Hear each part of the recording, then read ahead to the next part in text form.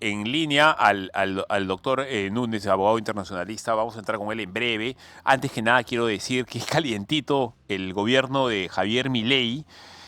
Acaba de anunciar que ha tomado el señor Javier Milei, presidente de Argentina, la decisión de retirar a Argentina de la Organización Mundial de la Salud, de la OMS, por haber promovido, dice Milei, cuarentenas eternas sin sustento científico cuando le tocó combatir la pandemia del COVID-19, catástrofe económica que causó todo eso en todo el mundo y la considera pues una catástrofe de escala mundial.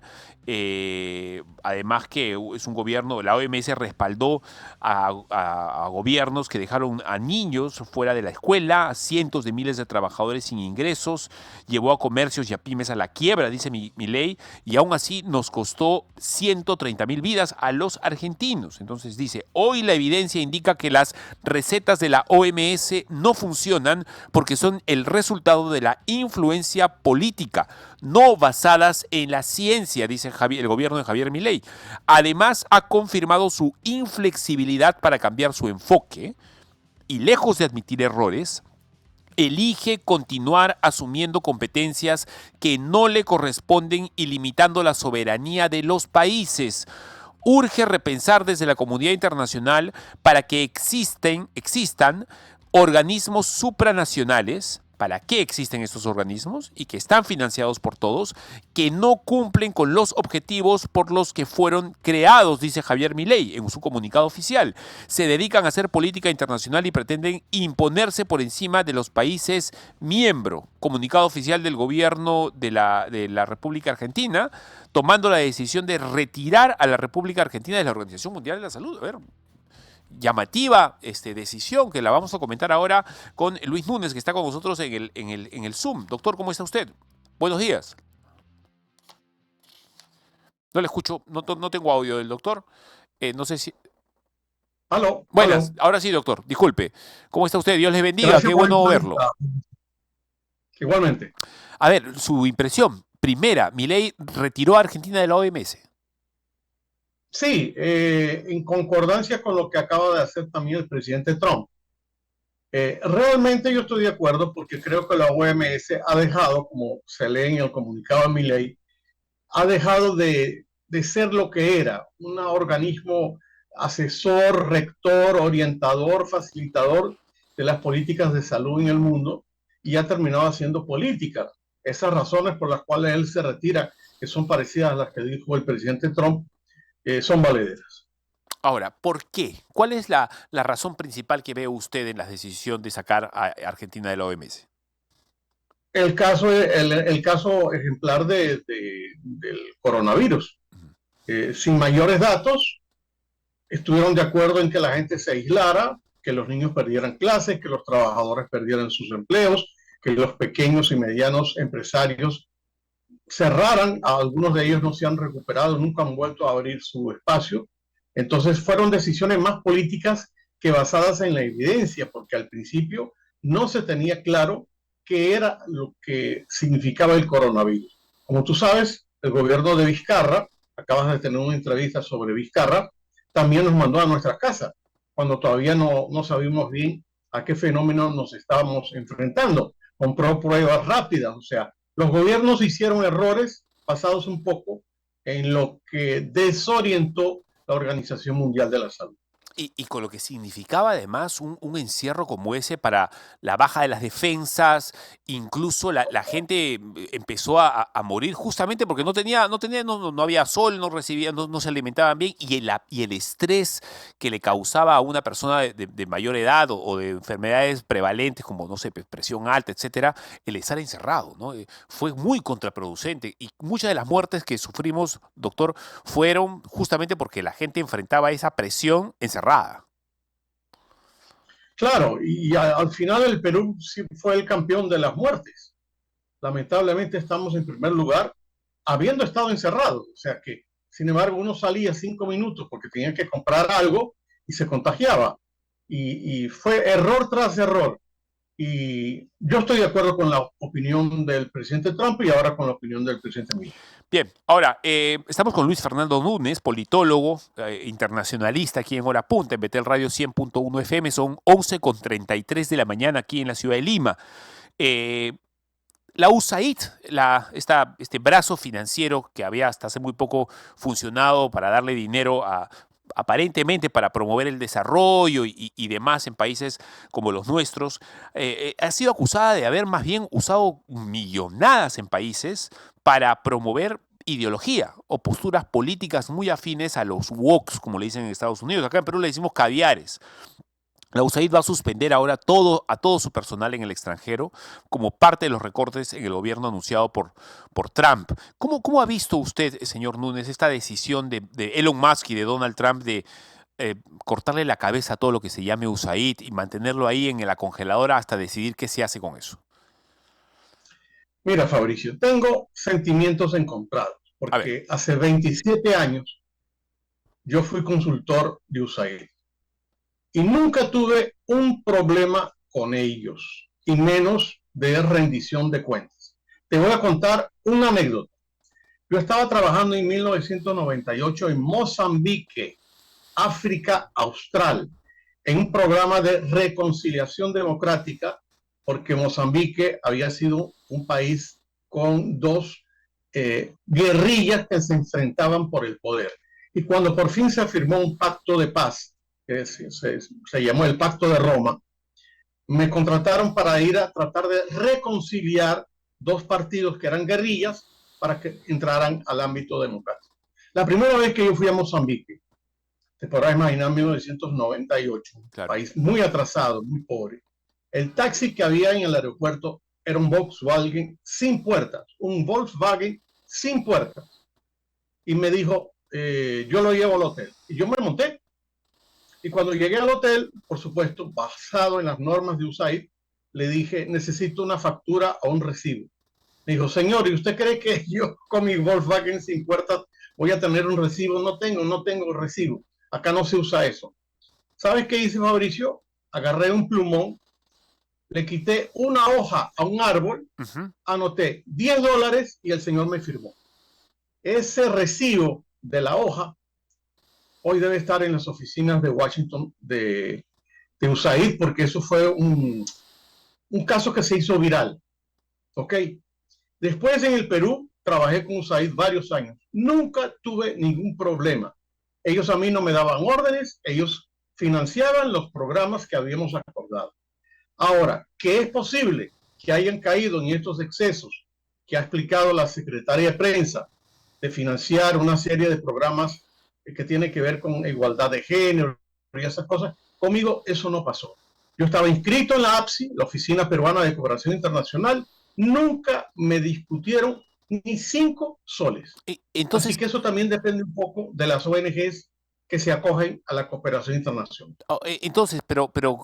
¿qué pasó entonces en el transcurso desde los 27 o 25 años que usted trabajó hasta ahora? ¿Ha mutado USAID? ¿APSI se hizo más de la vista gorda? ¿Cómo cree usted que fue el tránsito para terminar en esto que ha acabado en prácticamente una bola de Yo, gusano, como lo ha llamado Musk ayer? yo creo que sería importante que APSI presente un comunicado explicando cuáles han sido sus relaciones financieras con USAID. Por eso te hablé de mi experiencia, no puedo hablar de la Entiendo, experiencia claro que de sí. otros, pero sí te puedo decir que USAID era muy rigurosa en la presentación de los informes. Jamás me discutió los temas a tratar. Yo trabajaba temas de democracia, no trabajaba temas de género. Ese tema nunca estuvo en la agenda que yo planteé. Pero yo trabajaba en fortalecimiento democrático, trabajaba con jóvenes en los partidos políticos y ahí no hubo discusión. Es posible, como tú dices, que en estos 27, 30 años, algunas oficinas de USAID en el mundo hayan desvirtuado los valores que crearon esas oficinas. En el caso del Perú, tengo entendido que la mayor parte del dinero estaba reservado para emergencias nacionales, el tema de la lucha contra las drogas, etcétera. Y si estuvieron apoyando temas de igualdad de género, yo creo que APSI tiene que dar una explicación y USAID explicar cuáles fueron los programas que tuvieron en el Perú, digamos, en los últimos 5, 8, 10 años. ¿Y cuáles fueron los criterios con los que se le dio a unos y, digamos, no a otros, no? Así es, así es. Creo que es una explicación. Ahora, todo parece indicar, estimado Fabricio, que este viernes conoceremos la orden fatal y final de que es que simplemente no van a abrir más las oficinas de USAID. Me imagino que el presidente Trump, a través de la Secretaría de Estado, montará otro programa de cooperación internacional, porque aquí también podrán pagar justos por pecadores, porque está bien que se suspendan algunos programas, pero USAID, por ejemplo, tenía un gran papel en la lucha contra el hambre y la salud en el África. Y esos programas no deberían terminar. O de distribución de medicinas contra el VIH, que en África no es como acá. Acá la gente se trata y todo por el tema. Ejemplo, te voy a dar otra opinión personal. ¿Qué sería de Haití sin USAID? Haití prácticamente es un país inviable y lo poco que ha hecho en materia de educación y salud ha sido gracias a USAID. No creo que ahí hayan implementado programas que tengan que ver con el tema del género, sino apoyo a la salud. Y eso no se puede perder. Le cambiarán el nombre, van a redimensionar los programas, pero el apoyo internacional es importante para los países más pobres. En el caso de América Latina, creo que el Perú ocupaba el 7º lugar. El primero Colombia y luego Haití. Doctor, pero fíjate, una oficina como USAID todavía le daba algunos millones a Nicaragua, que es un país de dictadura, donde me imagino que esa plata pudiera ser utilizada para cualquier cosa. Doctor, a mí me parece, como yo pienso lo que usted está diciendo también, me parece un poco difícil que Estados Unidos renuncie al apoyo, sobre todo a quienes son sus socios, hoy, ahora que Estados Unidos tantos socios quiere acaparar en el hemisferio, ¿no? Quiere saber que, por lo menos los países que están alrededor de Estados Unidos son parte del grupo que apoya a Estados Unidos. Entonces, seguramente se van a reformular las cosas como usted bien dice. Ahora, el peligro va a ser que no te vayas... Para bien y para los destinos originarios de los que se creó la oficina. Ahora, Estados Unidos se acaba de retirar del Consejo de Derechos Humanos de la ONU al mismo tiempo que le ha cortado el caño a los refugiados palestinos. Ya no va a enviar más fondos a esta agencia que asiste a refugiados palestinos. Todo en el mismo día. A ver, ayúdeme a entender. Se sale del Consejo de Derechos Humanos de la ONU por un lado y le recorta la ayuda a los refugiados palestinos. ¿Hay relación o son dos decisiones paralelas? Son dos decisiones complementarias. Yo dudo mucho que la promesa que hizo Trump anoche de que va a ocupar la franja de Gaza sea posible, porque eso sería una invasión de un territorio. Ahora, salirse de la Comisión de la ONU que tiene que ver con los derechos humanos es una posición arriesgada, pero no debería sorprendernos. El presidente Trump está cumpliendo las promesas que hizo en campaña. Para él, los organismos internacionales, y en eso un poquito más, y va a tener también una opinión sobre la propia ONU, que es la casa matriz de todos estos programas, salud, derechos humanos. Él está cumpliendo lo que prometió, con los pros y contras que esas decisiones se tienen. Yo me imagino que de alguna manera los asesores del presidente, cuando toman estas decisiones, siempre ponen en la balanza lo positivo y lo negativo y se van por la decisión final. Él tendrá que rendir cuentas de retirarse del organismo que tiene que ver con los derechos humanos. En el fondo, muchas veces esos organismos están en manos de caviares a la hora de decidir y toman decisiones. Yo recuerdo haber asistido, porque la Comisión de Derechos Humanos funciona desde Ginebra, desde Suiza, no funciona desde Nueva York. Y yo recuerdo de ver discusiones en Ginebra de funcionarios de la Comisión apoyando el gobierno dictatorial de Cuba, donde varios de nosotros llevábamos la posición de denunciar la violación a los derechos humanos en Cuba y había funcionarios de la Comisión de Derechos Humanos que apoyaban a Cuba y a veces a la hora de votar no conseguimos los votos para sancionar desde la Comisión a los cubanos o cualquier otro país de régimen socialista. Entonces, para terminar la entrevista, sé que usted tiene cosas por disponer. Está en el extranjero, ¿verdad, doctor? Paraguay, Sí, creo. sí. A ver si la próxima semana, cuando vuelva al Perú, dése una vueltita para acá por hora punta para hablar de política internacional. Pero para terminar la Con todo entrevista. gusto. Soy fan de tu programa. No, no, por favor, además conocemos las calidades suyas como profesional. Doctor, a ver, en este mundo que parece que se está reconfigurando, en este planeta medio escabroso y complicado, ¿cómo leerlo? ¿Qué es lo que está pasando? ¿Estados Unidos está armando un eje? ¿Está armando un bloque? Argentina, Israel, seguramente algunos países más. ¿Cómo lo lee usted? Así, tienes toda razón. Y el presidente ayer y antier emitió unos conceptos que a mí me parecen un poco peligrosos, en el sentido que si se portan bien conmigo, no les pongo aranceles. A los que se portan mal, les voy a poner aranceles. Si vamos a tener entonces a portas de estos enfrentamientos, Israel, Palestina, Ucrania, Rusia, que a veces nos señalan casi entrar a una tercera guerra mundial, también vamos a tener una guerra comercial, vamos por mal camino. Pero lo que está haciendo el presidente Trump es utilizar una herramienta comunicacional que lleva varios años ya funcionando, que es la comunicación por contraste. ¿Qué significa eso?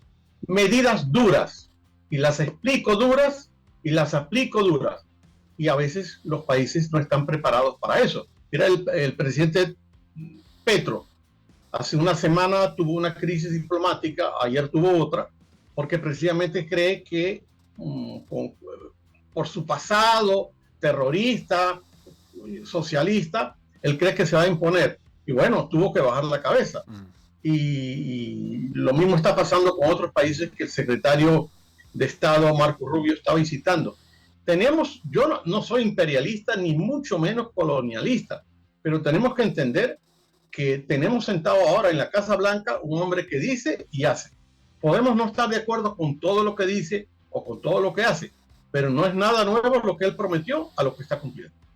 Muchas gracias, doctor Luis Fernando Núñez, muy amable.